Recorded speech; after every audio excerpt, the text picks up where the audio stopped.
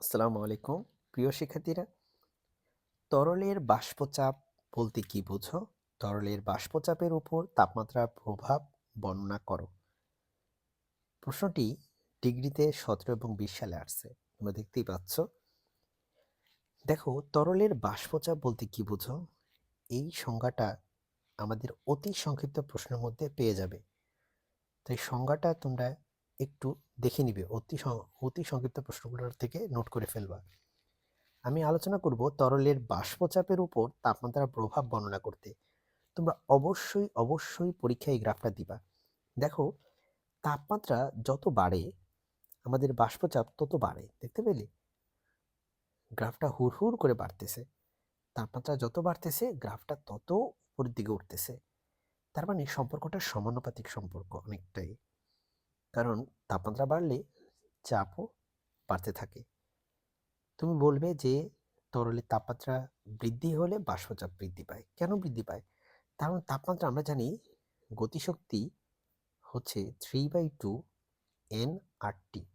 তার মানে গতিশক্তি হচ্ছে তোমার, এটা কিন্তু আদর্শ গ্যাসের ক্ষেত্রে গতিশক্তি আর কি, হ্যাঁ। তো তার মানে তাপমাত্রা যত বাড়বে আমাদের গতিশক্তি তত বাড়বে।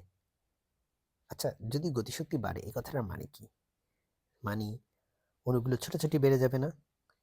ছোটাছুটি বেড়ে গেলে অণুগুলো একজন থেকে আরেকজন দূরত্ব বেড়ে যাবে, তাই না? অণুরা খুব কাছাকাছি থাকে, খুব কাছাকাছি। যখনই তাপমাত্রা দিব আমি, তখন চিন্তা করো তো তাপমাত্রা দিলে কি হবে।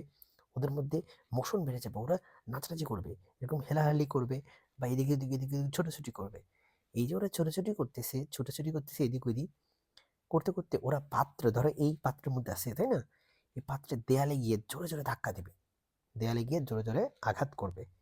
এই যে জোরে জোরে আঘাত করলো বা ধাক্কা দিল, এই ধাক্কাটাই তো, এই মোট ধাক্কাটাই তো আসলে চাপ, তাই না? তাহলে বোঝা গেল যে তাপমাত্রা যত বাড়াবো ততই আমার বাষ্পচাপ বাড়বে। অবশ্যই গ্রাফটা দিবে।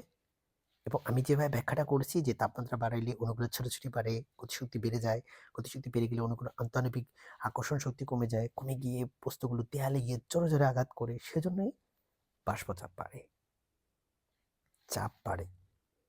আশা করি বুঝতে পেরেছ। আসসালামু আলাইকুম।